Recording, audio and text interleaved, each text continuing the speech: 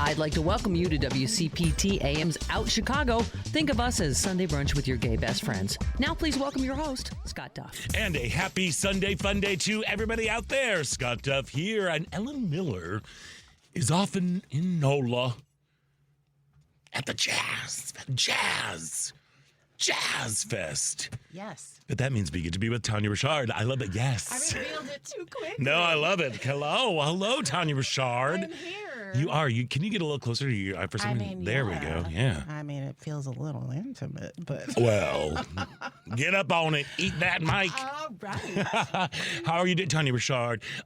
Actress, author, podcaster, the new memoir, Black Girl from a White Suburb. Finding my light, using my voice, which we're added things.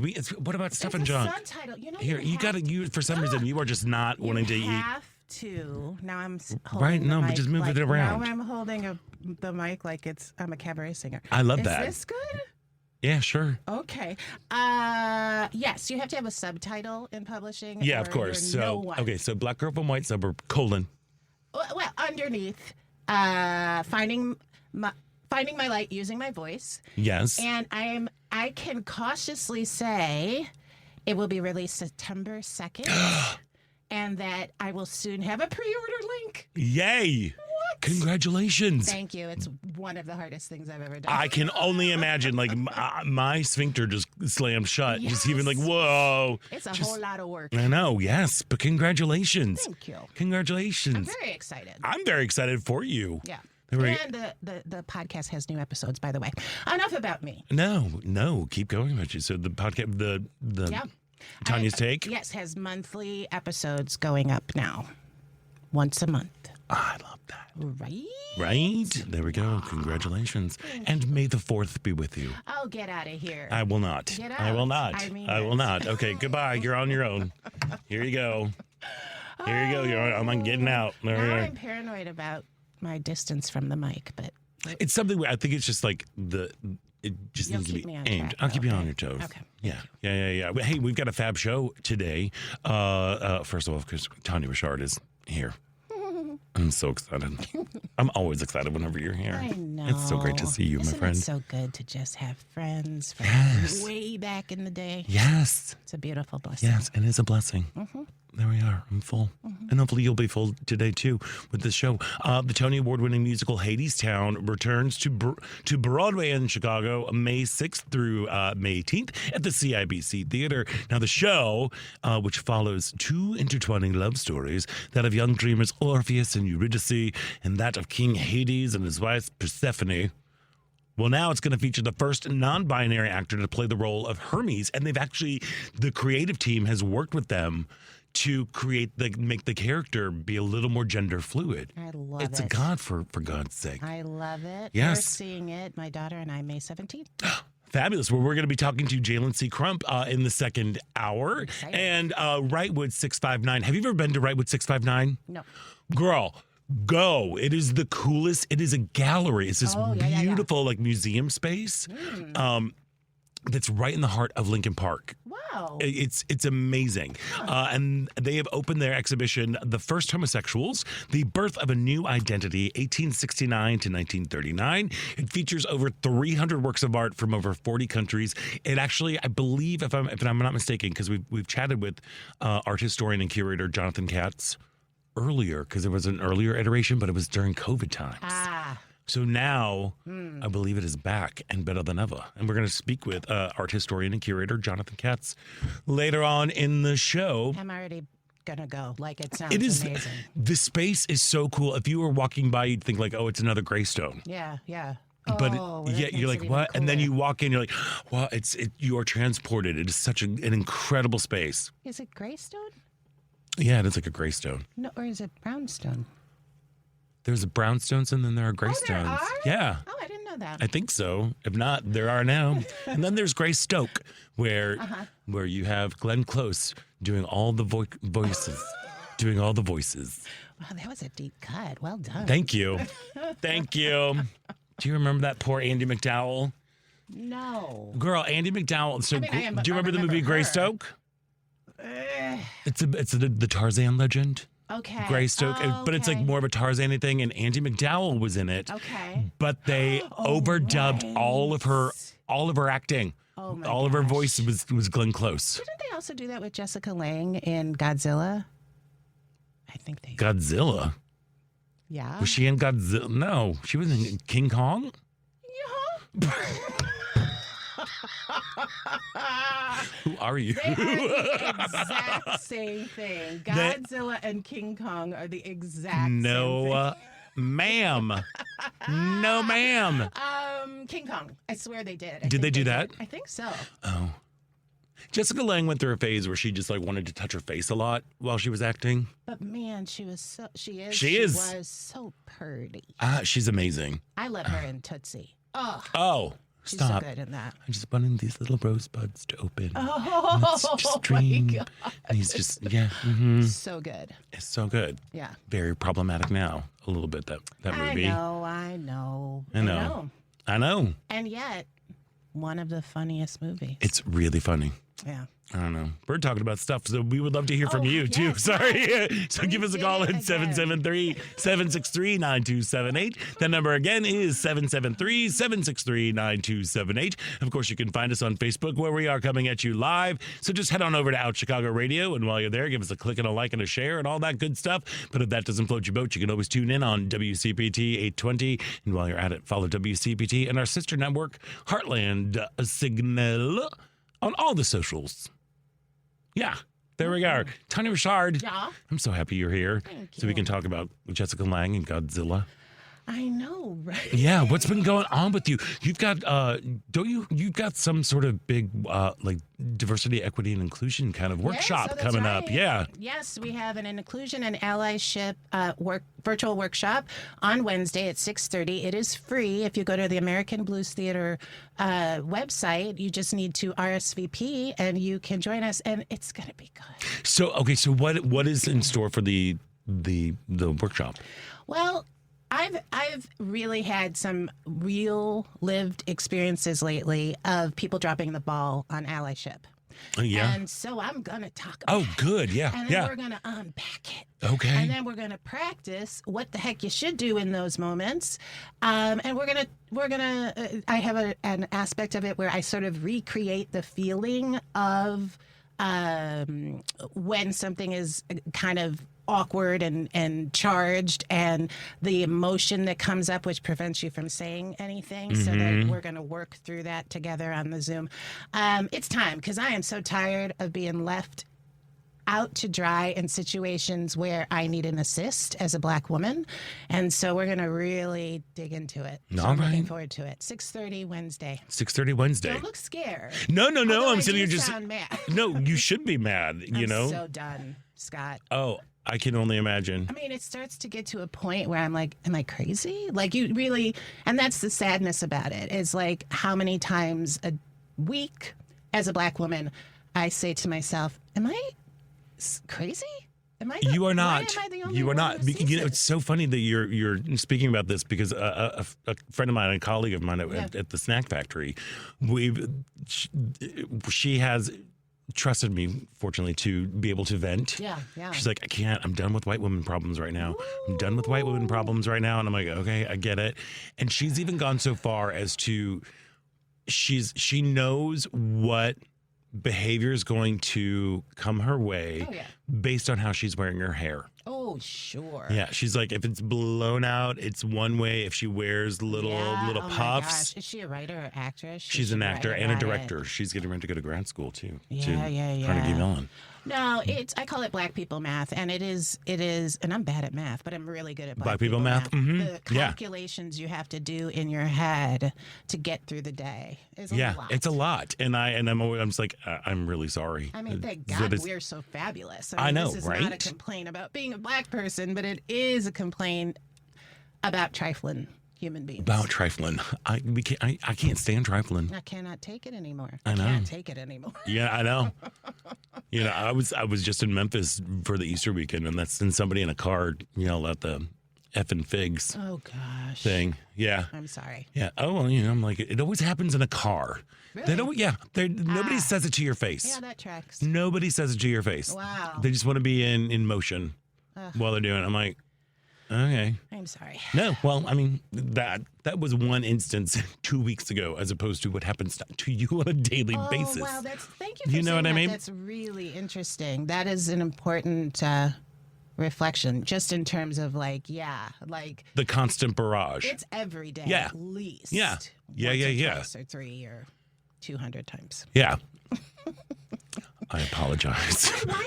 There's just this inability to talk to a black person that I find so stunning. It just messes people up.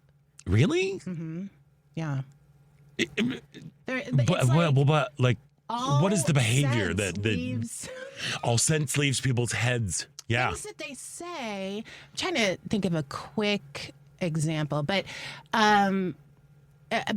really what it is that they feel as if it's like an adult who thinks they're talking to a child. And I don't mean that they're being, a lot of the time they are being patronizing, but it's more about like this disconnect of I have to change how I communicate because you're different than me. You don't understand my words. It's either you don't understand or just your very presence makes me think that I can't just approach you like any other human being.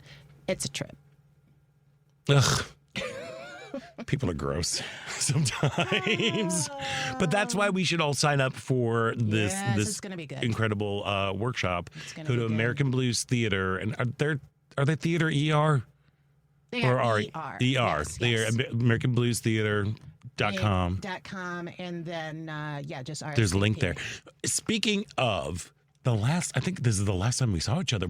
I went to the workshop performance of Black Girl from a White Suburb, : there was no colon in that one. There was no colon. There was no colon in that one. Right. But I am so, not only did you pen a memoir, but you've also turned it into a one-person show. Yes. It's so good, Tania Richard. you. It is so good, and I'm confident that it'll be. That's what I'm figuring. Yes, I think in the future. I think in the future, hopefully, people, a wider audience can Yes, see it. Yes. Thank you so much for coming. I was thrilled. It was just wonderful. Thank you. And clearly, you and Lillian Brown are the dynamic duo. Yes, to work. Lillian Brown, who directed me also in Schoolgirls at the Goodman. She was just the perfect fit. And the fact that she was available, she's so busy. She's so busy. She's this amazing director. And we got to work together on it for 1 week, a workshop week. And it was incredible. I can only imagine. Again, just being with somebody who you've collaborated with before. She's such a dynamic human being. Yep. She also can relate to many of the experiences that were going on. Yeah, we realized that we had these sort of in some ways mirror experiences growing up, except that hers was sort of the version that I kind of wish in some ways I had, which was that she was in an all-black environment. Right, And she had that. So it was just there was all these parallels that we realized was really interesting. Yeah, well, it's fantastic. Thank you. I cannot wait to see it again. Yeah. Yes, there will be a run, and then I think there's going to be a performance in the fall. Stay tuned. Oh, you heard it here first, America. You heard it here first. Thank you for you're just, what's the word? Pumping you up Yes. because you deserve to be pumped up. Thank you. That's allyship right there, my friend. That is allyship. Yeah. And shameless self-promotion is what it is. Come on. Bow, bow, bow, bow, bow, bow. Mic drop. Pa. What about you? Well, I want to thank everybody who came out yesterday to Max and Benny's to celebrate the 20th anniversary of WCPT. It was a really, really big time. I mean, the freaking Mayor Brandon Johnson was there. There we are. Wow. I know. We got to speak with Lieutenant Governor. Oh gosh, Juliana Stratton, why did it just went away? I'm like, my brain just stopped. We got to speak with the Lieutenant Governor. She called in. It was great, and there were so many loyal listeners. Give a big old shout out to Natalie Ziemba, who has been a longtime listener of this show. Yeah. She is one of those people that I'm kind of I want to model my life after, because she, like many people, like Lenny Mana Hoppenworth, who is now an older person here in Chicago, she was inspired because of the first go round when we had 45 instead of 47 to become more active in local politics. And now she's on the city council up in Woodstock. And and she hauled her cookies down from Woodstock when we did a live show down in Boys Town, North Halstead. So, but it was like there were so many incredible people there. It was great also to see there was a reunion of the original Out Chicago team. Dennis Sheeter, who used to run the board, and Carrie Dobbin, who was our production coordinator, who dealt with all the phones and everything. Wow. It was really great to see them. We were together, I think, for the first 2 years of the show. But yeah, so it was just great to see everybody there, and also to be reunited with, Patty Vasquez and Jonas Bizito. And I finally got to meet Richard Chu. I had never met him. Wow. Just been a huge fan of him for years. So did you got to also celebrate your 10-year, right? Like you did the 10 years of Out Chicago? You mean the 12? Oh, never mind. We're in 12 now. Yeah, sure. It was kind of yes. We did not linger too much on the show specifically, but it was just great, and shout out to everybody who was there, because you all worked your butts off to pull off a really, really great event. So Devin was there, and he was doing his thing. He's doing the Beyonce. There we go. Oh no, and he's come on. Actually, Mayor Johnson talked about Beyonce. Really? Yeah, because she's coming into town soon for 3 nights. And he's like, can you stay for 5? Because I think we might be able to balance the budget if you do. Just because she brings 5. What do you mean? Well, she's doing 3 nights here, and if she does 5 nights, I mean, it's when big artists like that come in, it's a lot of money that comes into the city with tourism and restaurants, hotels, and all the stuff, and it's a big boost. Do you have anything to say about the fact that it's already another concert and already so much money, or is it just like it is? I mean, that's what she does, and what else is she supposed to do? Look, she's got a plan, because it's like it's a trilogy, these albums that's happening. Yep. So she's got Renaissance, which was a celebration of queer Black house music, and that tradition, and then Cowboy Carter, which is exploring her time as a Southern woman, and a Black Southern woman at that. I love that album. It's so great. I've never listened to that. You haven't? No, I'm just getting back into music as something that I am really getting into. Yeah. No, she's got a great song called Ya Ya, which I can't play on the radio. But it's great. But but I say so that there's a vision. So I don't know what the third one is. I don't know what it is, and I'm trying to think. It might, because remember when she was at the Grammys during I think right after the Renaissance tour wrapped up, and she was at some award show, and she was in a cowboy hat. You sure? That was when it wasn't. They were and she dropped the more country inspired album. So then we just got to look for clues. I think it's going to be rock. A reunion of the gals. Maybe? Oh, I don't think that's going to happen. Okay. Look, I really don't think that's going to happen. I'll tell you why when we get off the air. Yeah, I don't think. A gossip with gossip, there we go. Gossip.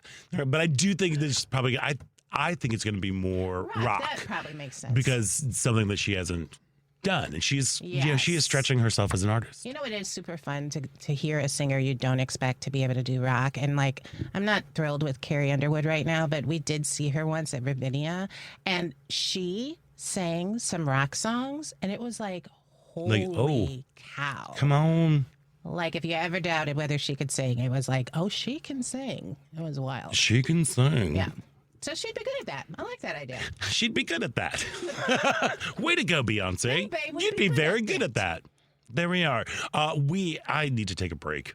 All right. Because I just got to sit down talking about Godzilla. Jessica Lange touching her face.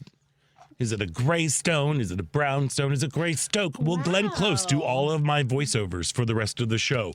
We will wait and find out. Yes. But before we go to a break, this part of Out Chicago is brought to you by Team Hochberg. If you are purchasing a new home or refinancing your existing home, you need to call Team Hochberg, your trusted local lender. Carly. She's a first-time home buyer, right? Income, $65,000 a year. She contacted Rocket Mortgage. Whoa, bad move. Rocket's loan officer locked Carly into a 25-year fixed 6.125% loan, which sounded great. Sure. Until David reviewed her loan documents. Girl. Carly didn't realize Rocket placed her in a 25-year, not a 30-year fixed loan, and charged over $5,000 for a lower rate. David explained to Carly why paying discount points, which are extra cost to secure a lower rate, wasn't in Carly's financial best interest. So let's review. Rocket Mortgage placed Carly into a loan she didn't want and didn't explain why they charged over $5,000 to secure a lower rate, which is why Team Hochberg, not Rocket Mortgage, will be originating Carly's mortgage. The next time you need a mortgage, don't waste your time with Rocket Mortgage or other online lenders. Call Team Hochberg at 855-563-2843 or visit 56david.com. That's 855-563-2843 or at 56david.com. Lower.com, equal housing lender, NMLS 1124061. We're going to take a quick break, and when we come back, there's more Out Chicago right here on WCPT Heartland Signal.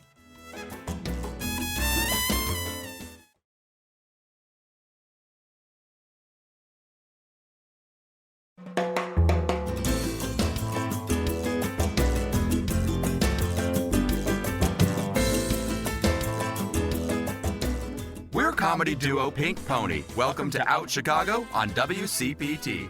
And welcome back to Out Chicago. You're talking to me, and I have my little here, but No, I'm these not. things are really soundproof. Are they really? Yeah. I did not realize Yeah, that. they're good. See, look, I can't hear Devin at all. Welcome back to Out Chicago. Ellen has this week off, so she can go get her fix at the Jazz Fest. Jazz. Wait, that's not a cruise, is it? No. She Okay. does the blues cruise. That's That's usually, I what- think, in the fall, Okay. I think. But Yes. then she's gone to New Orleans, like the Jazz and Heritage Festival. It's just Jazz Fest. There's Jazz and Music Heritage, I think, is the whole thing. But she's been there like 28 years. She's gone 28 years. And she performs. Well, yes. Usually she does. I think all the people that she had to postpone her trip because her dog is not doing so great. Oh, I know. I'm sorry. But she also was like, the dog is doing fine. Yeah. And she's like, I can't miss it. I need it. I Yeah, need it. yeah, I need yeah. it. Because she's on the go. Right. Ellen Miller. Yes. She moves around. I know. So I think usually she's there for 2 weeks. Yeah. But she's just down there for 5 days this Okay, time. But she continued her 28-year run. That's Can you amazing. imagine going to something 28 years in a row? I was just going to make a really bad joke. Please. I was going to say, it's so bad. I was going to say, well, I've gone to the bathroom for 28 years in a row.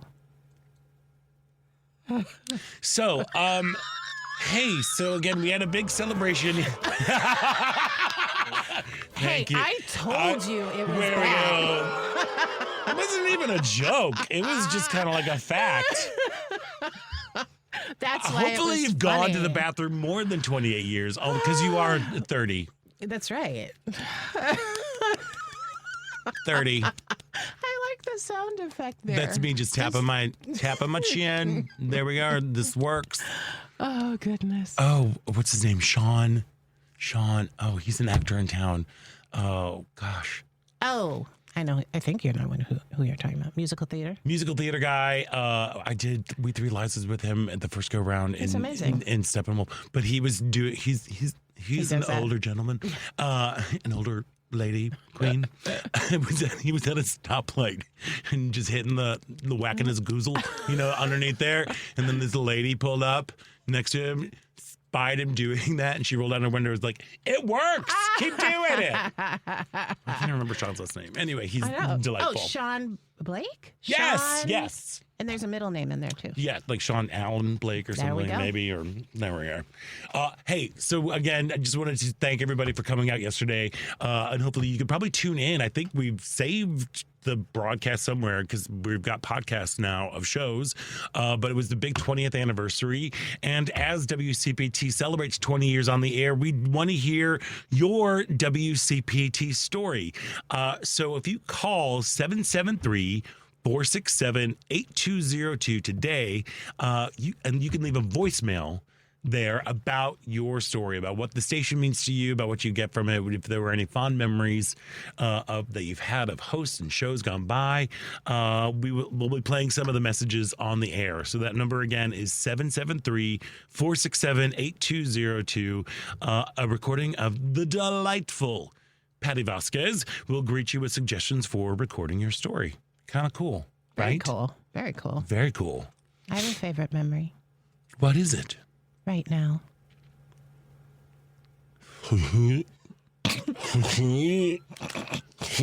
What? That was you just. Yeah, that was a blatant. I feel like I'm not being a good ally right now because I'm just like, whatever. That is some kissy butt that's going on. That's going on right now. I had a beautiful way to segue into this, but you saw that. No, you didn't. I meant to do it earlier and I didn't do it. So. Oh, okay. There we are. Hey, so you know that the Tony Award nominations came out? They came out and everything. Audra, come on, of course. The 11th nomination. Because she's spectacular and can do no wrong. Yeah. And Cola Scola. Oh, my gosh. I have never needed to see a play that I know zero about. Yeah. Than Oh Mary. He is so special. Yeah. I remember my first encounter with Cola Scola was on At Home with Amy Sedaris. Okay, sure. Did you ever watch that show? Yeah, I've seen clips. I've never seen it all the way. Yeah. And so they I've seen some clips and of they them. would pop up and the two of them, like I love watching outtakes with them. But this Oh Mary is about Mary Todd Lincoln and if she was a drunk cabaret singer. Who says she's not? Exactly. Who says she wasn't? It's like, yeah, and it was all about if Mary Todd Lincoln wants to be a cabaret star, and has a very big drinking problem in it, and I need to see that play. It's expensive. Everything is so expensive, Scott. It's really sad. Like, because Titus Burgess took over for a while. Yes. And I was like, okay, I've got points, I've got miles. Yeah. I want to fly to New York. It is a 90-minute play. I think it's 80. Oh. Okay, great. Then the prices went up. $370. $370. Othello, Scott, is $900. That's Gypsy crazy. is $400. Oh. Gypsy is Audra. I understand, but it's like, holy. No, I'm with you. I mean, of course, these are the top tier tickets, but But still. Yeah. Well, and it's great because now Ding Dong is trying to get rid of the NEA, which is just it's unspeakable. Fabulous. Girl, it's only been, I felt like I was gaslit last week because I'm like, it hadn't been 100 days. I was like, and we hit the 100-day mark this week. Boy, oh boy, does it feel like, 100 years? Yeah. There we are. It's a lot. Intense. It's a lot. It's as long as you've been going to the bathroom. That's right. You know? I mean, did you check any? Did you catch any of that interview from ABC's Terry Moran? I did. There are so many questions I have about why. What do you think this man is smart? Do you think this man is like the decline is real? Yes, that is real. And can't explain the Declaration of Independence. It's a beautiful document. It's very special to people. It's about love. It's about love. It's about love. I did not see that. Yep, they're like, why do you have the Declaration of Independence? Well, because it's a very special document. People like it, and it's about unity and love. Wow. The Declaration of Independence. Yeah. Terry Moran did a good job just pushing back, but... Oh, yeah. Well, in trying to move on, especially with that MS-13 tattoo terrible. thing. That's like, well, that was photoshopped. Yes. He's like, no, you could clearly see it. That He's like, was well, wild. It was so banana. He kept wanting to like move on and Ding Dong wouldn't let him. He's like, no, they're there. And he's like, well, when you look at them in the prison in El Salvador, they're not there. And then how the way he like demeans somebody as a means to overpower. So like immediately then it's like, you're a hack. You're lucky to even get this interview. Yeah, I don't even know you. I mean, it's just, it's wild. Yeah, and here's one thing that we kind of actually touched on yesterday. There is a lack of civility that's happening right now. The model of strength, I guess, is to whatever own the libs, or it's all about owning somebody, and it's about being about degrading folks and taking people down and being derisive, and that is what people are holding up as a model. And even, folks on the left are kind of doing it too. Oh, yeah. I mean, and right now I guess it's just fighting fire with fire, but there is no, it really feels like there's no joy in the country right now. Oh my gosh, Scott. Yes. That's the part that's really affecting me. I was literally at a show last night, and I spoke with some of the performers afterwards, and I was observing them on stage, and I was trying to put my finger on it with Bill. I'm like, what? I'm like, people look exhausted. People look beaten up and broken. And they were on stage. Yeah. Oh, no. You know what I mean? Yeah. And I just really saw it in a way that I haven't. Like how exhausted we all are, how we're dragging, and how we got to keep fighting that. Oh, yeah. And that really is it feels like there is no joy right now. Yeah. Yeah. Like in the entire country, in the cities, you really have to hunt and peck for it. Yeah, and I encounter folks, a lot of people, at the snack factory. Yeah. And you can feel it, you can see it, and they're people are just not kind. There's a weird thing that's going on. Wow. Yeah. Anyway, that's just one of my. I don't disagree. Scott's take. Yeah. But back to this whole NEA. Yeah. Getting rid of everything. Okay, so he's planning on getting rid of the National Endowment of the Arts, the National Endowments for the Humanities, and the Institute of Museum and Library Services, canceling most of their existing grants and laying off a large portion of their staffs. So, this administration is attacking funding. Not only funding, but content as well. This is a problem, friends. So they're trying to rewrite history and tell you what is okay to teach, what is okay to view, what is okay to create, what is that's scary. Because that seems like a very slippery slope. I heard a great quote. Listening to a podcast the other day, which was, "We will make art on the sidelines." Like if they're trying to push us to the sidelines, they can. We will make art in the sidelines. Art will always be. Yeah. Artists will always do their things. Yes. They will creating, but in terms of these small, Chicago, let's just start with Chicago theater. Right. Chicago theater is amazing, mostly because of we've got these great, stalwarts of the community. You've got the Goodman celebrating 100 years. You've got Chicago Shakespeare, Steppenwolf. You have these big institutions. But what really makes Chicago awesome is the storefront theaters and the smaller theater companies. And to somebody like institutions like the Goodman, like Chicago Shakes, it'll sting, but it won't be as big of a hit when these funds that have already been appropriated by Congress are being denied. To a smaller institution, that is a huge lifeline, and it also gives a little thing of a little cachet. A little there's some fancy on you, which would attract donors from the private sector. And that's a huge thing. I don't doubt that artists will stop creating. I mean, that's of course what's going on. I mean, look what. I'm still just wrecked that Ding Dong likes cats and wants to do cats at the Kennedy Center because I love cats. Do you? I do. I'm one of those people. To my dying day. Meow, meow, meow. I love them. I love it. I love it. I love it. I love it. I know it's a weird one, and I'm standing by it. It is not a guilty pleasure. It is just a full-on pleasure. Your love of cats. Paramount is getting ready to do Cats. They sure are. At an Aurora, and it's Circus Kitties. Yeah. You've seen that one in New York, right? That was off Broadway. The Jellicle Ball? Yeah. No, I did not see it because I haven't gone to. Did you see it? But you've seen clips. Yes. I think it might be heading to Broadway. Might be. Fabulous. Yeah. Great. My friend Erica went to go see it. She loved it. Yes. Yeah, it looks great. Yes. I mean, come on, drag show. So smart. Yeah.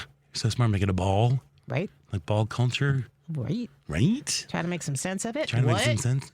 No, don't even try to make sense of it.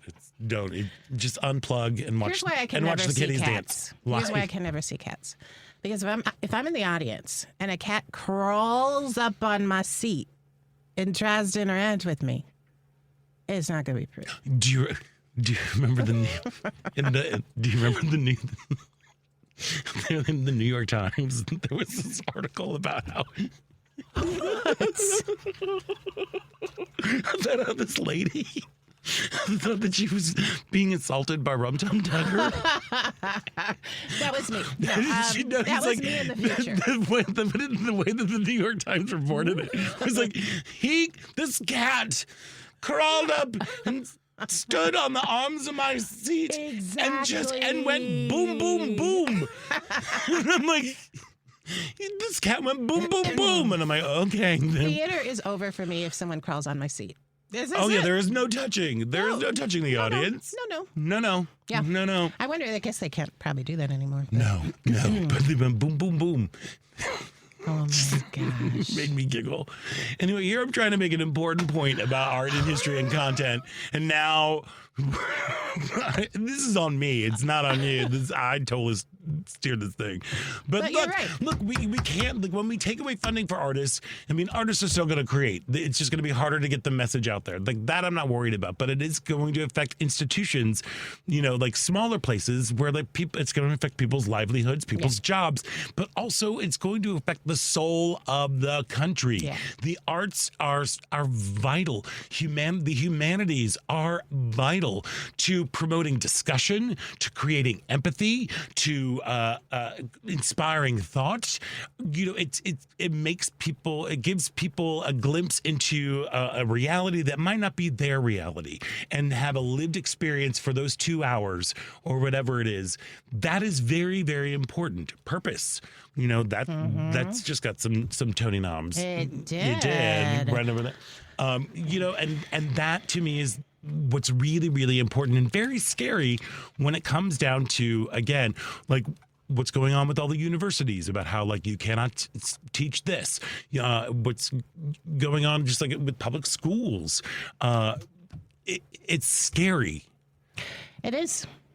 I mean, it is.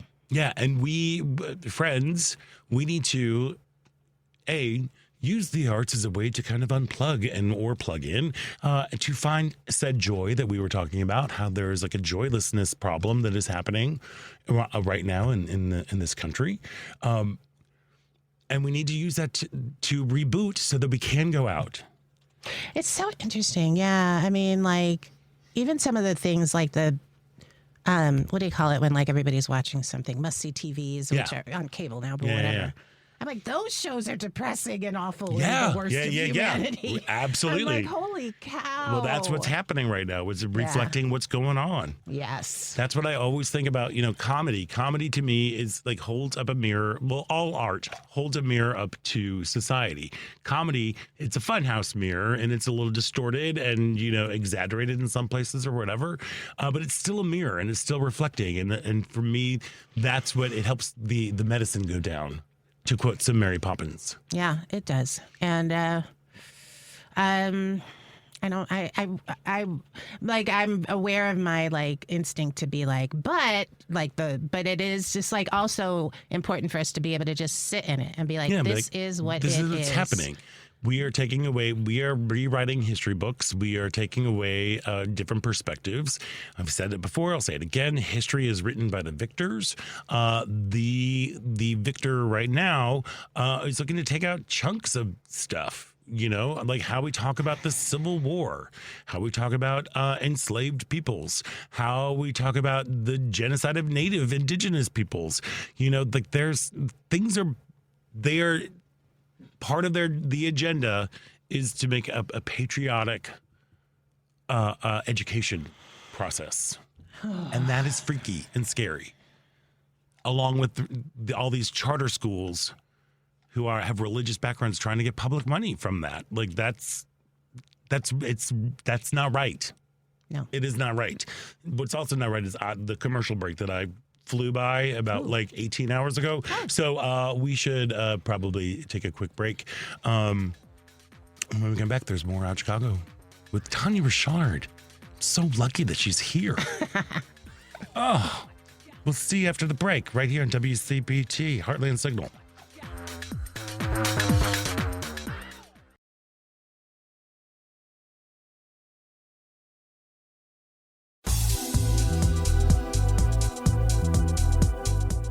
I'm David Dodd with the Chicago Black Gay Men's Caucus. Welcome back to Out Chicago on WCPT 820. Welcome back to Out Chicago. Scott Duff and Tania Richard here, just moving along, talking about everything. Everything. And hey, tomorrow on Chew's Views, Richard Chew is going to be talking with State Representative Harry Benton, Democrat representing the 97th District of Illinois, and Democratic strategist Mike Nellis, founder and CEO of Authentic, a Chicago-based political fundraising and consulting firm.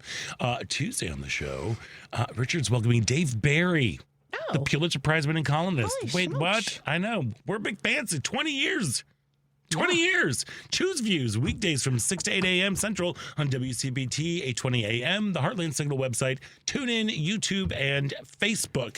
And just a reminder, too, you are facilitating a workshop on inclusion and allyship. That is correct. Through American Blues Theater. RSVP on their website. Free. I love that. We love free. We love free. Yeah. I love free. Okay, so I had a strange event that happened to me this week, and I was like, oh my God, Tania's the best person in the world to get advice about this, because you're really good at like navigating tricky situations. Sure. So I'm friends with some of like the people that I went to high school with. I'm friends with some of their parents. Wow. Yeah. Which is kind of great. There's this one parent in particular. Like, I had a very interesting high school kind of vibe. Yes, it wasn't a bad experience, but it was also like I was tormented a little bit. Okay. There was bullied. I knew which hallways not to walk down at certain times and everything. Yeah, I mean, it was hard being a gay kid in the 80s. It's still hard being a gay kid in the suburbs sometimes. But I had, there were the grown-ups, there were the helpers, there were like the lovely people. And this one woman who, she would volunteer in I think it was the history department, I think it was English, because I was also like a student teacher. I took a special class to learn about teaching. Anyway, she was lovely, and like her daughter was like one of the popular girls. She was a cheerleader, and she was really smart. So she finally started taking honors classes. So we were like more, and I'm just called myself smart. Like we were in the same honors classes. We swam for the same swim team in the summer times, and she was always like lovely, and she was fabulous and larger than life. Just kind of like a very exuberant woman. Okay, and we're still friends on Facebook. Sadly, her daughter has passed. Okay. And occasionally she goes in fits and starts by sending me little memes or GIFs or whatever, like on social media. And most of the time I'm just like, oh, great. Like, it's May, celebrate that. And like, have a great day. Like, it's just very sweet little things. Most of the time I'm just going to go, all right. I just see that she sent something. I'm like, I'm not going to check it. This week she sent me something.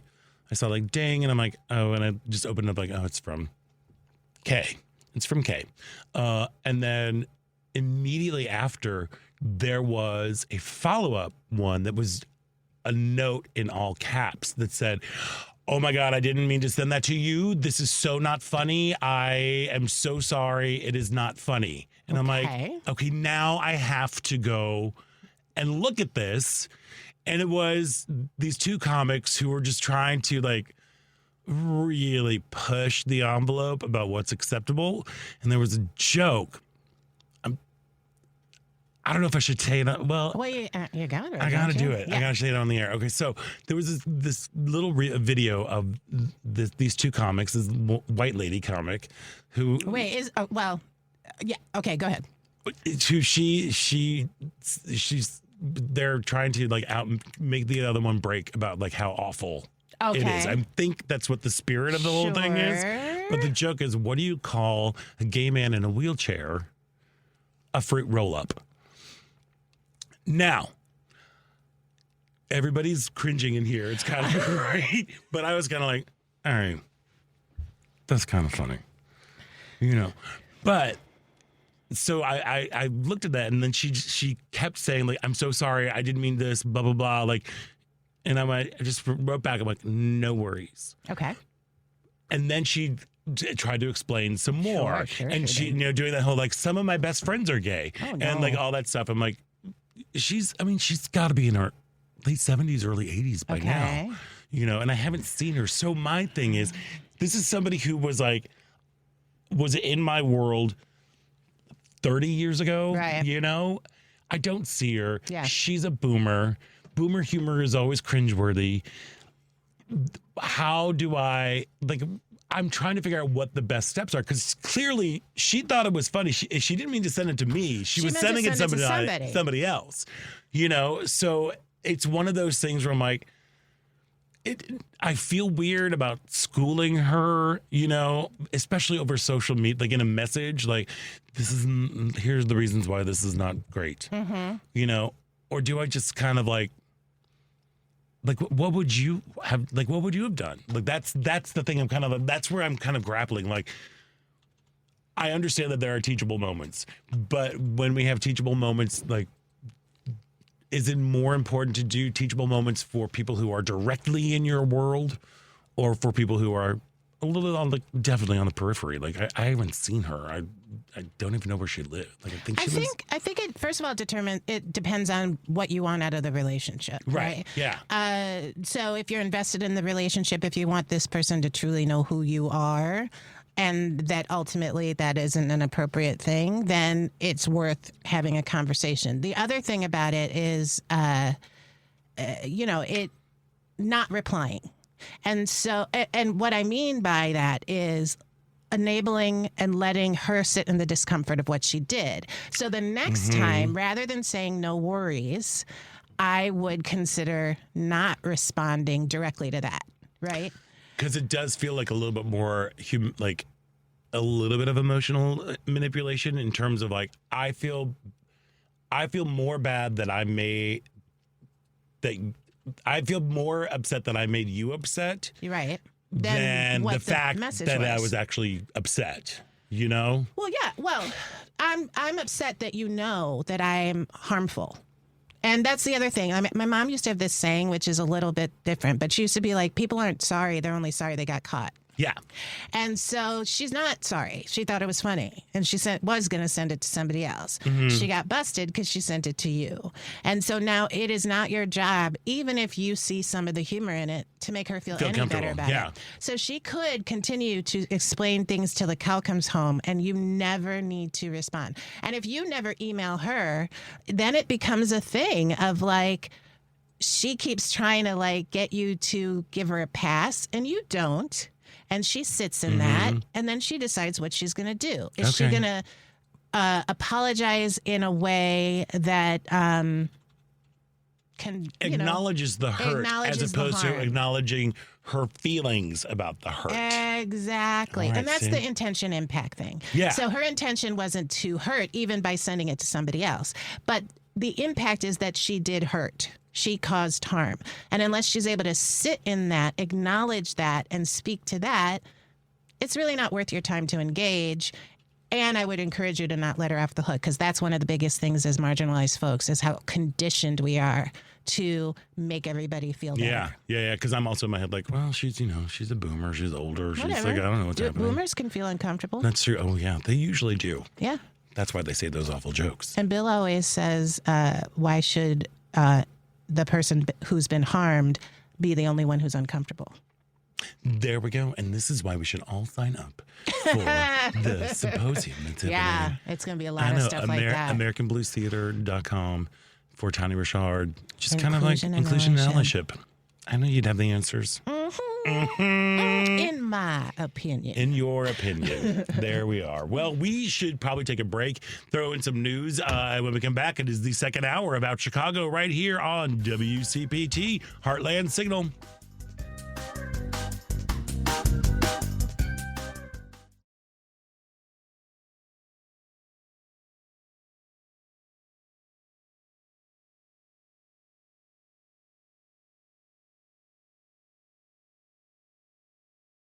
I'd like to welcome you to WCPT AM's Out Chicago. Think of us as Sunday brunch with your gay best friends. Now please welcome your host, Scott Duff. And welcome back to the second hour of Out Chicago. Scott Duff here, along with extra special guest co-host, Tania Richard. She is an actor. She is an activist. She is a specialty work with diversity, equity, and inclusion. She is a memoir that's coming out, Black Girl from a White Suburb. She's got a show of the same name. She's amazing. Oh, wow. I'm busy. You're busy. You are busy.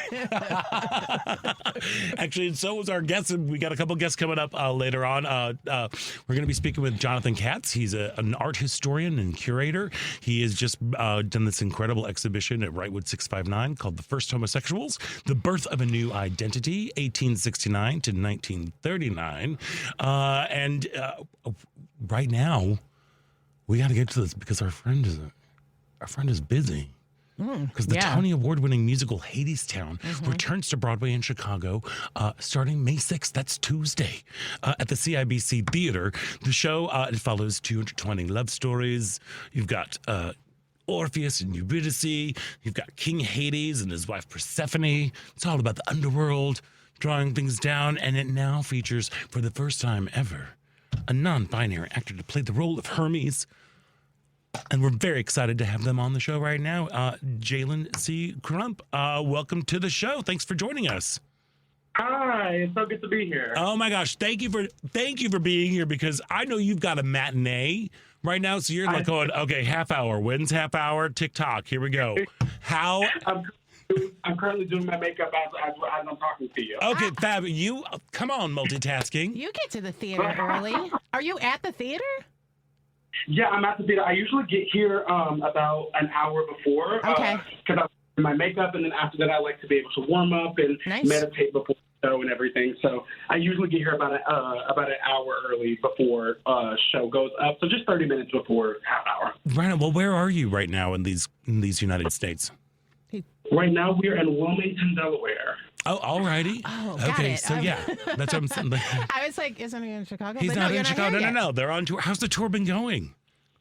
It's been, oh my gosh, it's been absolutely amazing. It's been so good. We've been on tour for 8 months now. So Chicago's our last stop, and we're excited to be able to close out this leg of the tour there. But it's been absolutely so great. The show has been received by so many different people, and being able to bring the show to so many different cities has been so amazing. Well, tell the folks who might not be familiar with Hadestown a little bit about this genre-defying show.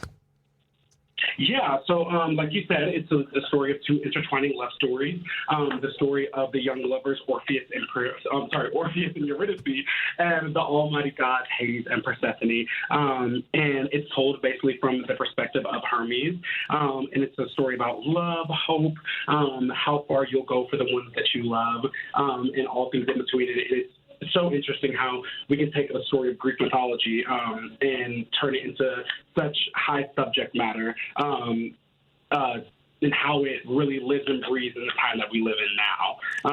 Just like the lyrics and everything just like translate so well, especially to the state of the world that we're in right now. It's a beautiful show. Right. Yeah. Well, I mean, that's the thing about, art. There's a reason why those myths have endured for centuries. There's meat on them there bones and everything. But one of the things that because I've been reading some of the interviews that you've done throughout this tour, I realized that the creators of Hadestown, they've worked with you to create a more gender fluid character in Hermes. Yeah, so I came to them, and whenever I first got hired, I came to them the very first rehearsal, actually a little bit before the rehearsal process, and I told them, I was like, I identify as non-binary. I use he, they pronouns. I don't mind being called a he, but I prefer to be called they, and I want to be able, especially, like I said, in the state of the world that we live in right now, is to be able to do nothing but represent my non-binary community, because I know that there's so many people out there who need to be able to see someone like them up there. So my director worked with Anais, who wrote the show. She's absolutely amazing. Worked with Anais and Rachel Chapkin, who's the original Broadway director. Worked with each other to create non-gendered language, essentially. So instead of saying man with feathers on his feet, I say God with feathers on their feet. Instead of Orpheus saying Mr. Hermes, they say excuse me, Hermes. Just like different things like that to completely make Hermes genderless and to only represent Hermes as the god that they are. So I think that's just like such a beautiful thing that I was able to do that. My costuming is very, very different than most Hermes have been. I still wear the silver suit with the vest, with the magical vest, but my pants are like a little bit more bell-bottomed. I get to wear high-heeled boots. I get to wear like a very like cute like lace top and like a pussy bow tie. It's just like so many things where we were able to change and accommodate for myself. And I was very, very grateful that from day one the team was on board with it, and they just really wanted me to be able to feel comfortable and not feel like I was being somebody else. Girl, that is amazing. And who doesn't love a pussy bow tie? I mean, come on. Oh, I would look really weird in that, I think. But No, like, actually, I think you'd be I think I'd good. look really good. Sorry. Yeah. That's amazing. We both like, that's amazing. But it really is. And I think it just speaks to you to advocate for yourself in that way, which is awesome, too. Yeah, because a lot of actors don't necessarily feel empowered to do that. So, snaps. Yeah, and that's the whole thing about Hadestown in general, is that like one thing that like I learned immediately from my audition process, but also like being in the show, is that they want you to bring yourself to it. They don't want you to essentially, be somebody else. I remember like, in my very first couple rehearsals, our director, Keenan Teller Oliphant, who is absolutely incredible. He's the associate Broadway director, and he was our full-time director. He told me, he was like, I don't want you to be Andre. I don't want you to be Lilius. I just want you to be Jalen. And that has like been able to make me bring such a different type of approach to the character, especially because I'm also the youngest to ever play the role. So I think like in years past, there's been like a little bit of like a disconnect, right, between younger audiences and her Hades and Persephone, just because people always relate to Orpheus and Eurydice more. But now, with me being like a younger, non-binary voice in the picture, it's really, really like I get so many messages of people being like, it was so good to see you up there having fun, being yourself. Like, it's what I needed to see. It's what my parents needed to see. I recently came out for my parents, and it was so good to have you up there as like a queer voice for them to be able to like see that like I want to pursue this through a queer lens, and I don't have to be ashamed. It's so awesome because I'm saying awesome again. This is awesome. But speaking of that, my 17-year-old and I are going to be seeing you in Chicago on May 17th. And so excited. And it's their favorite musical, and it's part of their graduation gift. So you'll be having two folks who are just so excited to be there on the 17th. Oh my gosh, please come say hi at the stage door after. I need to give you a hug. I will. I absolutely 100%. Will. She will too, so look out. She's a great hugger. Yeah. But it's so great. So many times when people are within a community, whether it be like the LGBTQ community or just being a woman or in the Black community, when people are like, it's so important for people to see me in this role so that other queer people can know that they can do this. But I beg to differ that I think it's even more important for the non-queer folks to see it, to see like, look, this is a person's existence. Yes. This is like whenever they say like, she's such a good role model for little girls. I'm like, no, she's even better role model for little boys, so good. To know that this can happen. And I always like, I always look at the people who aren't in the community, who of course are like starved to see to see themselves on stage or whatever. But I think it's a bigger impact for folks who aren't a part of it. I'm I laughing. totally agree. No, go ahead. Sorry. I totally agree. I think that for me, especially because the show is so emotional, and I don't know how familiar are with y'all are with Hades Town, but the very last song is very, very emotional. And I kind of like I take a step out of Hermes and I give you a piece of Jalen at the very, very end of the show. To help reprise. And like I said, I get to give the audience a piece of me, whether they want to accept it, whether they like it, whether it's something that they don't agree with. I'm telling you, standing here like a queer, dark-skinned Black person, that like this is who I am. This is why I choose to walk through life in the way that I walk through it. And it's one of those things that is very liberating, because I get to give you a piece of myself, whether you want it. And it's up to you to take it. It's up to you, especially people who are outside of the community, to be able to take it and be able to view things differently. I like I said, I've gotten so many messages. There was somebody who messaged me and made me so emotional that they told me that they had been wanting to come out to their parents for a while, and they were so scared, and they didn't know what they wanted to do. And after that, they said after they saw the show, they went home and they came out to their parents. And wow. It was such a beautiful thing, and they said their parents were so accepting. They said their parents just like loved them so much, and they said that it was just like such a beautiful thing, and they said that I motivated them to do that, and for their parents to be able to see somebody like myself on stage. I never thought that my life would be like this. I'm originally born in Dallas, Texas, and I was just a little gay Black kid in I don't want to say middle of nowhere, because Dallas is a big city, but I was kind of in the suburbs of Dallas. But I pinch myself every day, because I never thought that, the kid who got bullied in high school, and the kid, who was so different and like looked differently than everybody out there. There was only like 10 Black kids in my high school. I looked different. I sounded different than everybody else. I never thought that, this young in my career, I'd be the one inspiring people.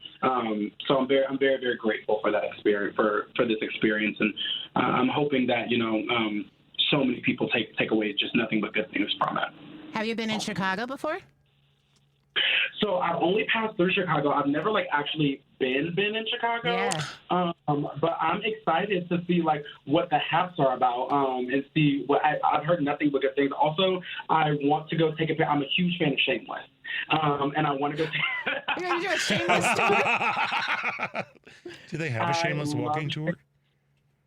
Yes, I need to go see some of the sites. I'm looking up different things I want to go see. I've watched Shameless all the way through, maybe like 5 or 6 times. It's one of my favorite shows. Yeah, I love that show. I want to go see the L, and I want to go see, what I mean? Oh my gosh, that's so funny. I love that. Usually these days it's about the bear, and when I go to eat where all the things are. And the weather looks like it's going to be turning just a little bit, so there will be sunshine when you get here. It's been very gray here, Jalen. It's been very gray and sad. But Jalen's going to bring the sun. Jalen's going to bring the sun and everything. I hope so. I'm going to. You were just so inspiring just in the short time that we've been speaking together. Your journey with your gender identity. Gender is always something that people still have a hard time wrapping their brains around at times. And, there's a certain amount of grace. But how is your journey? How is that gone hand in hand with your career? Because, you said I'm young doing this.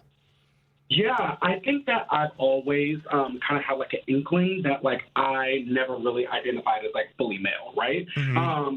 I don't feel so tied to just masculine gender norms or different types of things, but I do appreciate the gift that I've been giving in the body that I'm in, right? Mm-hmm. Which is why I use he, they pronouns, and not saying that and I want to make it clear that every non-binary person is not the same, right? So a lot of people just identify differently. I'm very grateful for the body that I've been put in, and I'm very grateful for the body that I was born with.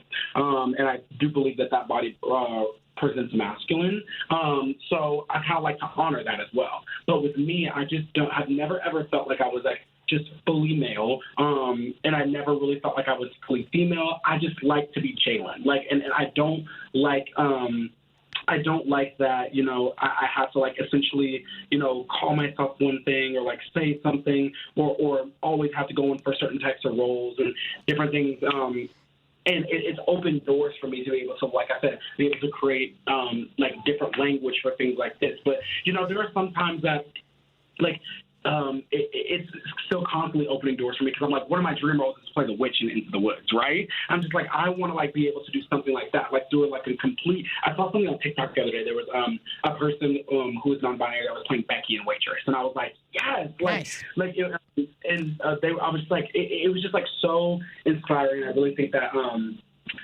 With me, I think that growing up, and especially with, you know, everything that happened in 2020 and, like, with people, you know, really coming into themselves, you know, just as a nation, honestly, I think that I never really knew, I know I wasn't trans, but I knew that I wasn't male. Like, you know what I mean? I was fully male.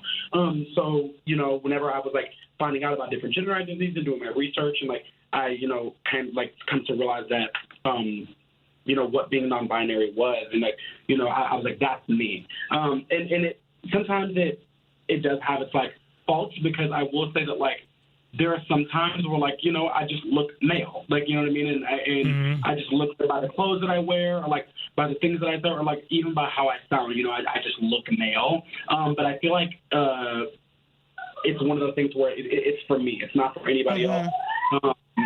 It's just for me to be able to. Someone is warming up behind we you. recognize that sound. Recognize that sound, which means we should probably let you go and kick some serious butt at your matinee. Folks out there, don't miss the hell-raising journey through the underworld and that is back through the underworld and back. That is Hadestown, playing at the Broadway in Chicago's CIBC Theater, May 6th through May 18th. For tickets, go to BroadwayInChicago.com. Jalen C. Crump, what an absolute pleasure and delight. Break all the legs today. We cannot wait to see you in Chicago.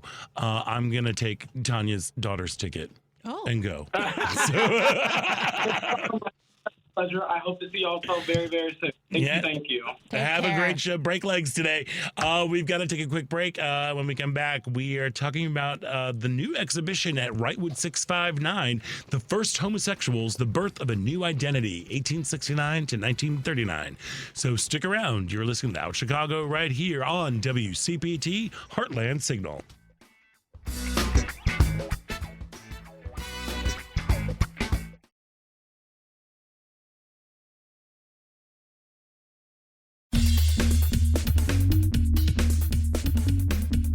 I'm Honey West. Welcome to Out Chicago on WCPT.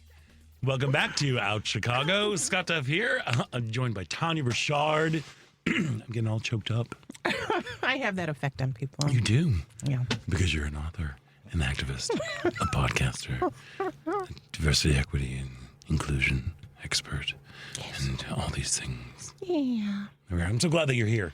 And I'm really glad that our next guest is here because Wrightwood 659 has opened their groundbreaking exhibition, The First Homosexuals, The Birth of a New Identity, 1869 to 1939. It features over 300 works of art from 40 countries, mapping up a profound cultural shift. And joining us once again is art historian and curator Jonathan Katz. Jonathan, welcome back to the show and congratulations on the exhibition. Thank you so much. It's nice to be back. Well, okay, so I wasn't a crazy person. I'm like, wait a second. I believe this exhibition was here once, but that was during COVID times, right? Exactly. There was a kind of first version of the show, which we did because most museums wouldn't lend during the immediate aftermath of COVID. So we just did a much smaller version of the show, and now it's the full show. All right. So how exactly has it evolved? I mean, I know it's broken down into 8 different segments. Right. And over 350 works of art from literally all over the world. It's one of the biggest, most comprehensive queer exhibitions ever mounted anywhere in the world. Wow. I'm telling you, Tania, you've got to go to Wrightwood 659. It's amazing. We're going to go. So as you are you were curating this. You've been working on this for great times, like for a long time. How did you go about choosing this narrative and this specific time period from 1869 to 1939? Well, what we really wanted to do was to widen the focus beyond Western Europe and its colonies, because once you do that, you come to realize that for 80% of the globe, same-sex desire wasn't a big problem. There was an understanding that sexuality included both same-sex and different-sex relations, often alternating. I mean, there's an 1850 scroll in the exhibition from Japan that shows the sexual education of a young man. He's topping women and bottoming to men. And it's completely normative in Japan at that time. All right. Yeah. Come on, Japan. But when Japan decided to become an imperial nation and invade other nations, they decided to mimic the West, and they outlawed homosexuality in representation. So, it wouldn't matter all that much except to Europeans and the colonized, except for the fact that Europe began to put laws in place in all the places that they invaded that echoed domestic homophobia. And so the result was that places that were once among the most open in the world are now often quite hostile. Just like Europe. That's just like Europe. That's so European. They would do that. Yep. So what we were really interested in doing, therefore, was to map that moment when Europe began to restrict the possibilities of sexuality from a multiplicity of options and nuances to two opposing polarities. You could either be gay or straight. That's it. Mm-hmm. And what we wanted to do, therefore, was to look at that moment of impoverishment of language. And we noticed that as language became increasingly poor, art picked up the slack and became the field in which all forms of sexuality could be represented in ways for which there was literally not a word, right? There was no language. When was the word homosexual introduced? So the very first usage is in 1868 in a private letter. And interestingly enough, it's written along with the word heterosexual. Both were coined.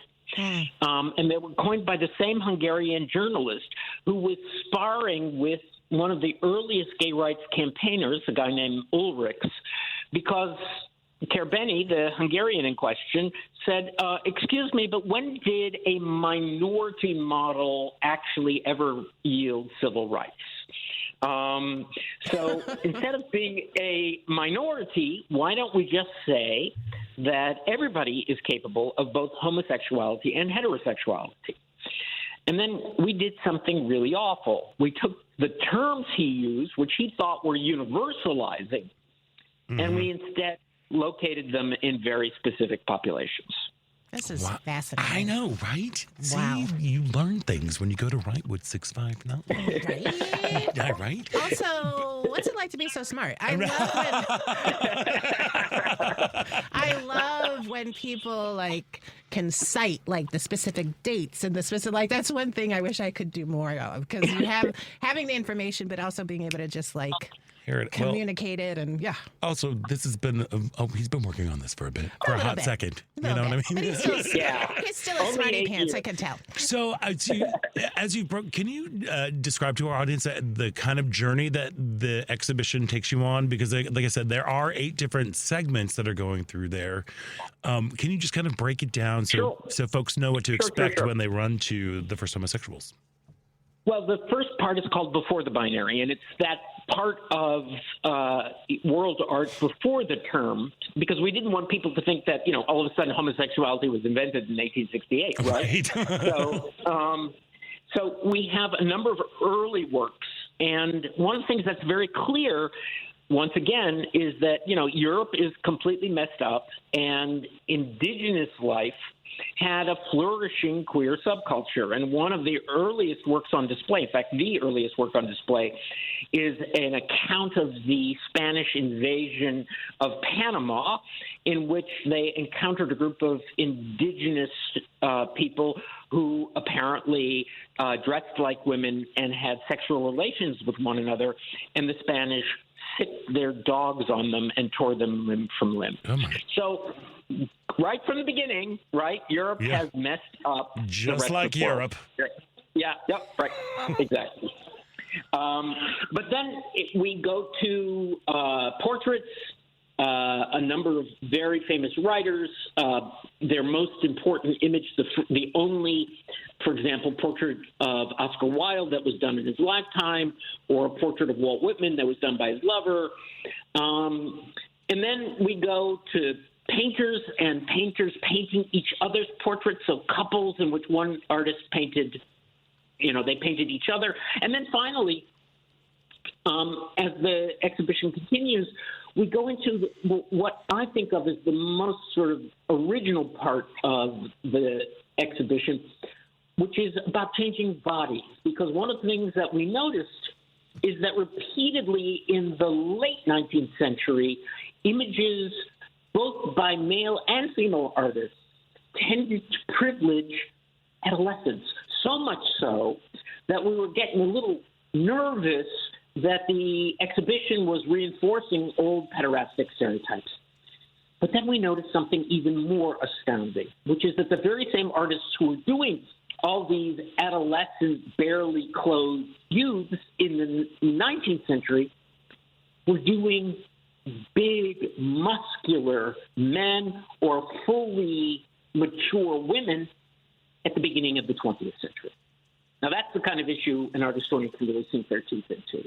And so as we began looking into this, we realized something really interesting, which is that as long as the language for homosexuality referenced, as it did originally, a third sex, neither fully male nor fully female, who becomes the sort of perfect emblem of a third sex? But the adolescent. The adolescent is not yet, as it were, fully gendered, right? Mm-hmm. And then as the term changed towards same-sex sexuality, then traditional forms of gender norms became, dominant. And we see bodybuilders. So the same artist who, at the beginning of this section, is painting 12-year-old boys, is at the end of the section painting the most famous bodybuilders in Europe. I mean, it's all just so fascinating to see how identities have evolved and developed. And in this way, it seems almost quite accidental, too, but, because you have a journalist trying to coin a phrase that is supposed to be so broad, wide-reaching, and then it becomes very pigeonholed. Now it's a binary. And they tried to make fetch happen, which we know. Right. So I know coming up a little bit late, in May 9th and 10th, there is a upcoming symposium that goes along with the exhibition. Yes, because the exhibition I couldn't have done alone. We have both my co-curator, Johnny Willis, as well as 22 scholars from around the world, each experts in their geographic region. And so, to do a worldwide exhibition really requires a huge team. And I have to say that one of the things that is so unique about Wrightwood 659 is that they're willing to invest in the original scholarship to produce exhibitions unlike anything ever done before. Mm-hmm. So you mean they're investing in education? Which it's weird, isn't it? It's weird. Yeah. It's so strange. And with education comes different thoughts and different viewpoints and a broadening of the scope. But that's so... And you kind of think that, big encyclopedic museums, I'm not mentioning the Art Institute of Chicago, but one could say that might be an example, would be interested in things like this. But no. It's all regional museums. Well, but we at least have Rightwood 659. Yeah, we do. You know, Exactly. they're Exactly. to champion things. And along with this symposium, so from what countries are these folks coming in from? I just said from a lot. So literally from 80 different countries. So it's an enormous range. Lots of work from Latin America, Brazil, Colombia, Venezuela, Mexico, Chile. Lots of work from even the Middle East. We have works from Egypt and Turkey, work from all over Europe, work from Asia, China, Japan.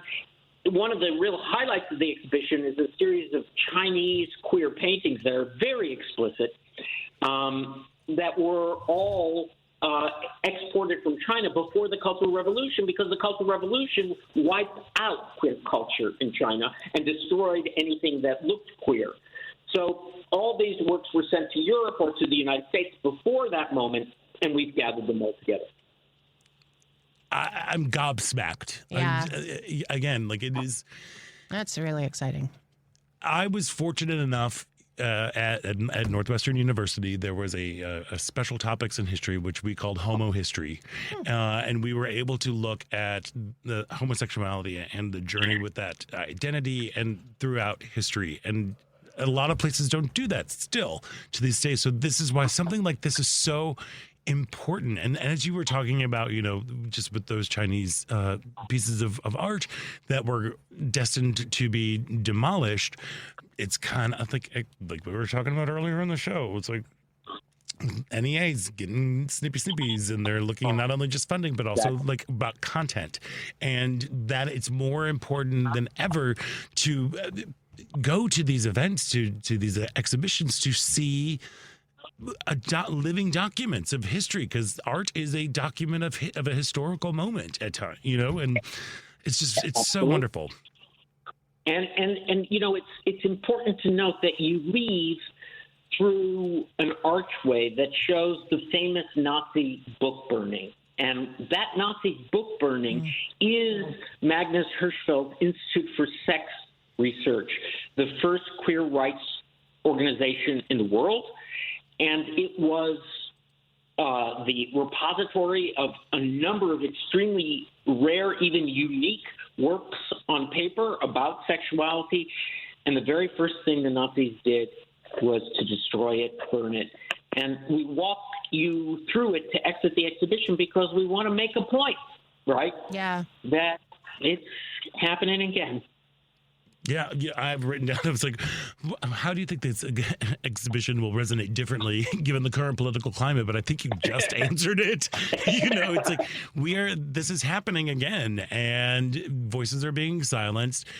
History is being selectively erased, which is why it is so important and vital to seek out these experiences. And so just please run, don't walk to the first homosexuals, the birth of a new identity, 1869 to 1939. It's now open at Rightwood 659 through July 26th. There's also a film series that's going to be happening in June.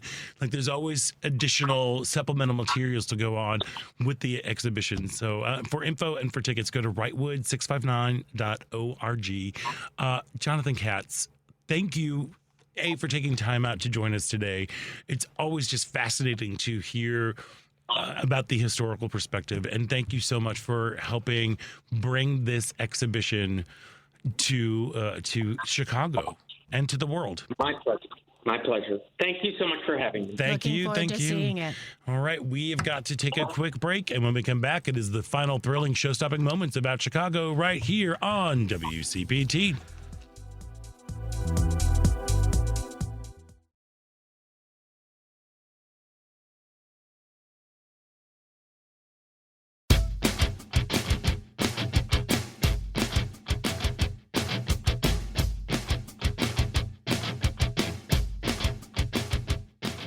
Hey, this is Mark Patton, and I'm from Spring Clean, My Nightmare on Elm Street, and you're listening to Out Chicago. Welcome back to Out Chicago with Al Vesloff. We have a very strange... Oh. That was exciting. It was. It was thrilling. That's what we call live radio. Mm-hmm. And Al Bresloff. We'll be showing up in about 20 minutes. There we go. Okay. Don't you want to go to Redwood 659 so badly? Oh, yeah, I'm totally, yeah. And the best thing is you already know the address. Right. Wood 659. 659. I would. Yeah, it sounds incredible. Yeah, yeah. You'll love it. It's amazing. But you haven't seen the exhibit yet. I'm trying. I haven't seen this iteration. Yeah. Oh, okay. I'm trying to remember which one. I think I have. No, that was about the AIDS epidemic. I do. Yeah, I don't think I have seen this one. So, but I'm definitely getting tickets to go. Yeah. And it's really is like it's kind of like a little hidden treasure. Yeah. This thing, because it's literally right in the middle of a neighborhood. Right. It's like on a side street, on a side residential. It's not on like a north-south. It's an east-west street. Love it. You're like there, and then it's 4 levels, I think maybe, or 5. Oh, wow. It's stunning. And they always have such incredible exhibitions and all the scholarship that goes along with it. Holy cow. Telling you, education is important. It is important. Meh. I don't know. Just as Jessica Lange in Godzilla. Look, I'm glad that Ellen was able to go to the Jazz Fest, because we all know jazz was invented by Ryan Gosling in La La Land. And I'm even more happy that you're here, because then we get to talk about important things like Drag Race. Drag Race. Did you watch the whole season? I watched the whole season and then somehow managed not to actually watch the whole finale, but I know who won. All right. And I enjoyed this season. I enjoyed this season as it kept going on. First, it was a little like, I was a little like, and they're all like had weird names to me for some reason. What'd you think? Who'd you like? I was very happy with the final 4. Between Lexi Love, Anya Nerve, Sam Starr, and Jules Sparkle. Yeah, but I was a little thrown why Susie Toots didn't make it. I enjoyed the Susie Toots. Okay. I had a problem with Susie Toots. Okay, do tell. I don't know why. There was just something. I did not appreciate her drag. I mean, it was sometimes a little bit weird. It's just a little too. I'm all about the weird. I'm all about the weird, but it didn't translate. She got stuck in that like sort of Betty Boop kind of 20s, very stuck kind of thing in there. Very talented. Very talented. Episode with her mom. Devastating.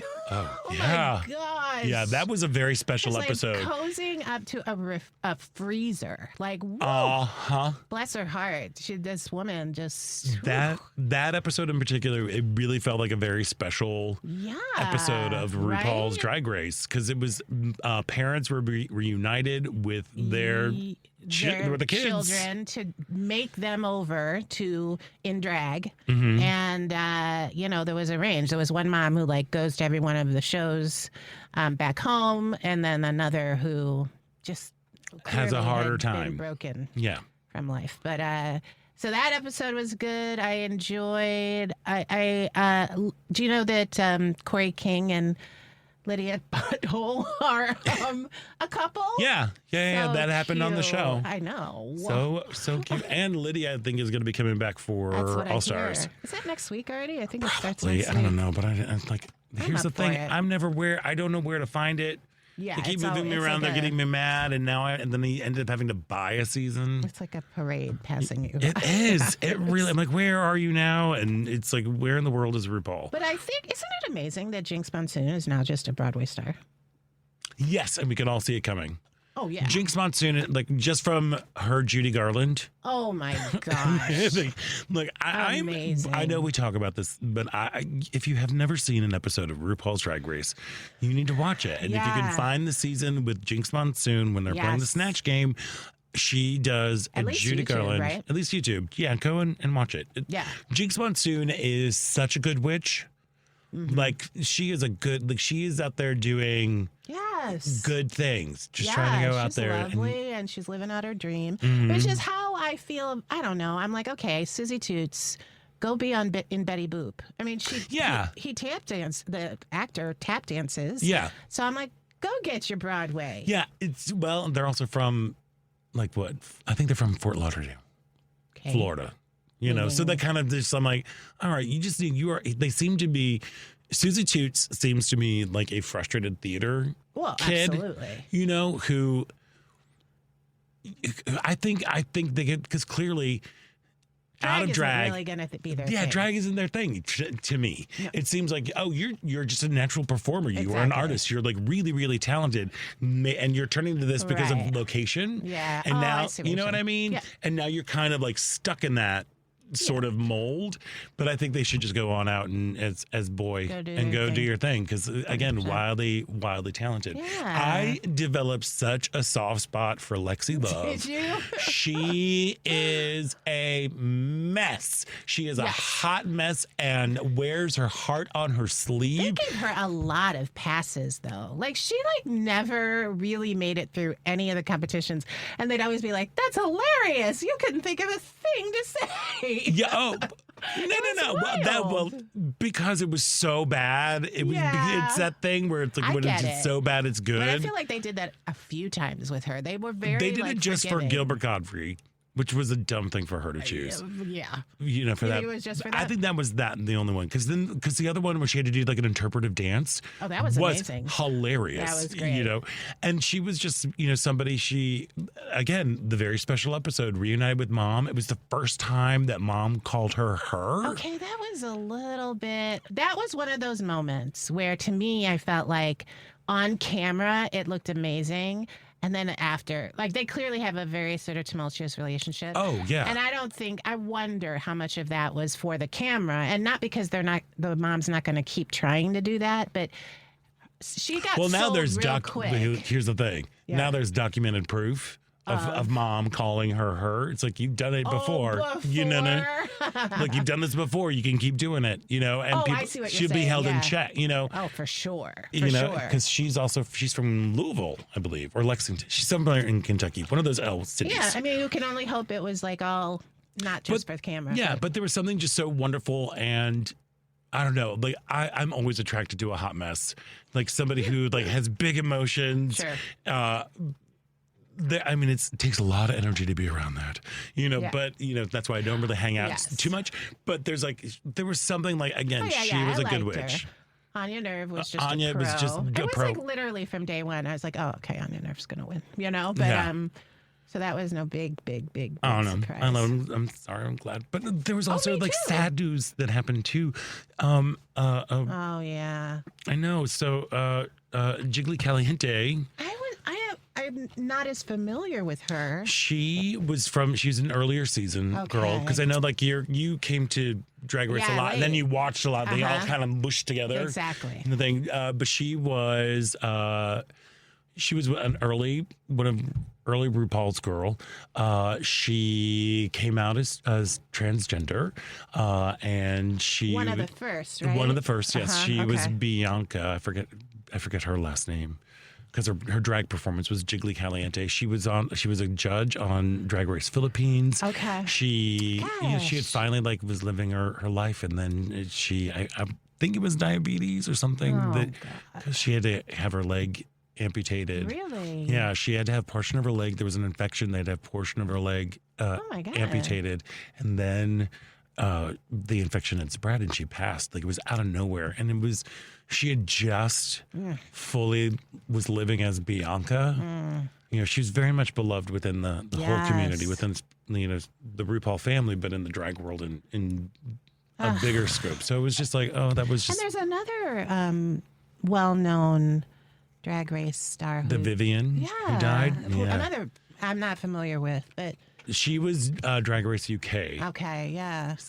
Incredible, like an incredible artist, funny, like another comedy queen, but also turns a look. Yes. Yeah, she passed away, I think about a year ago.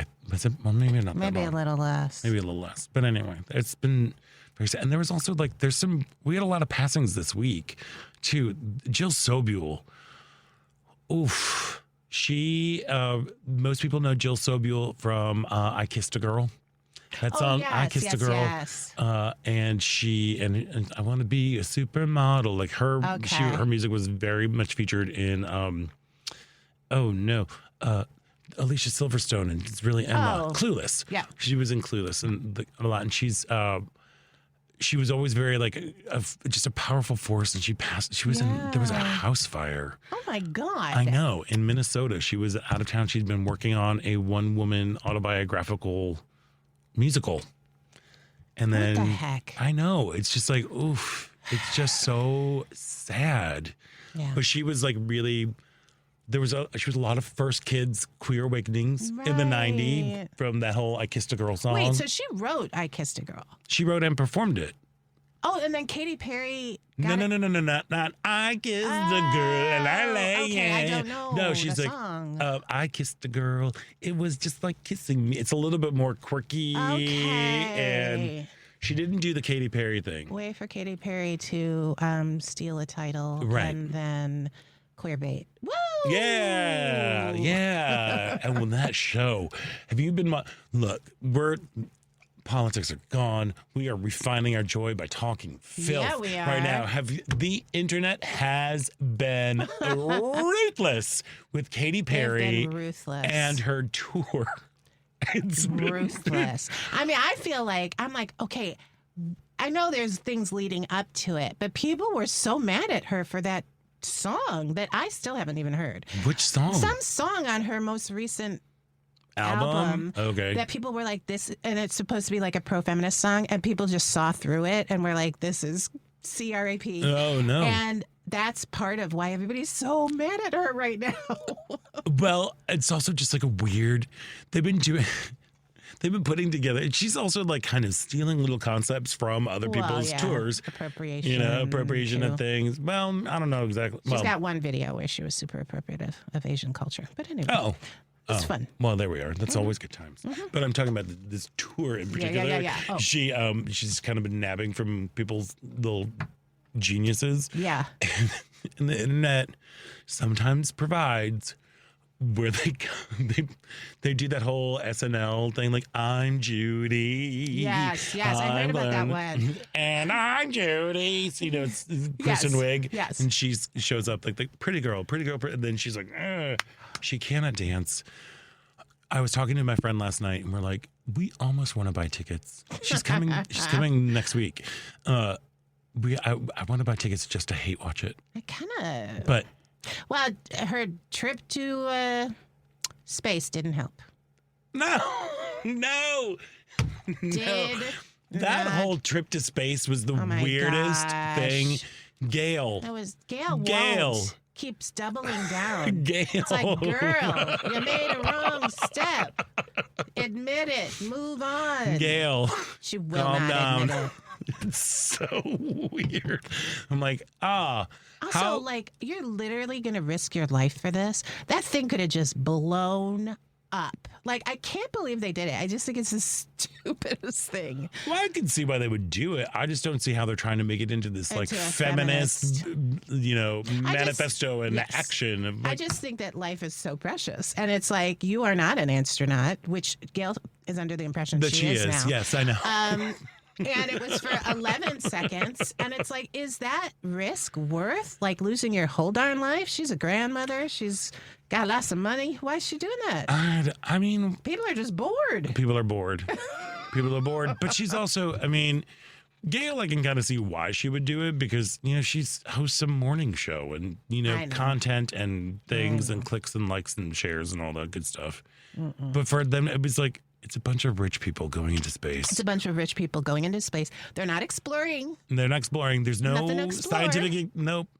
Like, and then could you imagine being trapped No. in that thing with Katy Perry singing What a Wonderful World. But apparently, when I first heard that, I was like, that is my version of hell. I would cry. But apparently, they asked her to do it. And then that just told me about the other people. I was like, well, then they deserve each other. We're so mean. I mean, right I'm sorry. Yeah, I know. Yeah. How you see, this is also how I feel about Lin-Manuel Miranda. Why?